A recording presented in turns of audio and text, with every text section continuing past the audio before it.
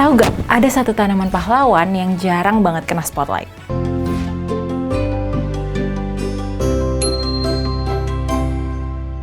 Kenalan dulu sama seagrass atau lamun. Tanaman ini punya banyak banget manfaat, tapi jarang banget dibahas sebagai pahlawan bumi. Seagrass atau lamun ini beda dari rumput laut ya. Rumput laut itu alga, sedangkan seagrass itu adalah tumbuhan sejati. Ia punya akar, batang, daun, dan bisa berbunga, berbuah, bahkan menghasilkan biji. Ia satu-satunya tanaman berbunga yang hidup penuh di dalam air. Keren kan? Tapi kenapa kita harus peduli? Karena lamun menyerap karbon bukan hanya di daunnya, tapi sampai ke dalam sedimen di bawahnya.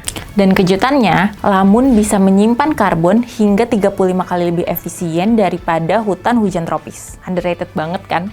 Padang lamun itu ibarat kota bawah laut. Ia jadi rumah bagi banyak spesies laut yang dilindungi. Gelombang besar, badai, lamun juga bisa meredam hingga 40% energi gelombang, jadi pelindung garis pantai dari abrasi. Gak perlu bayar iuran keamanan pula. Lamun juga filter alami. Ia menjebak sedimen dan nutrien berlebih.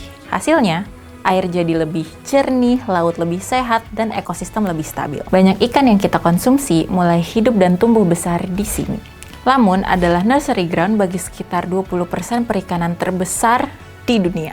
Dengan menyerap CO2 dan menghasilkan oksigen, lamun membantu melambatkan pengasaman laut. Selain itu, lamun juga mendukung pariwisata, snorkeling, diving, hingga pengamatan satwa laut.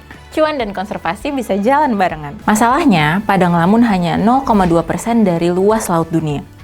Dan kita sudah kehilangan lebih dari sepertiganya. Suhu laut naik, resiko naik, ekosistem makin tertekan. Gak cuma itu, sekitar 30-40% luasan lamun di Indonesia rusak. Hanya 15,35% lamun dalam kondisi sehat.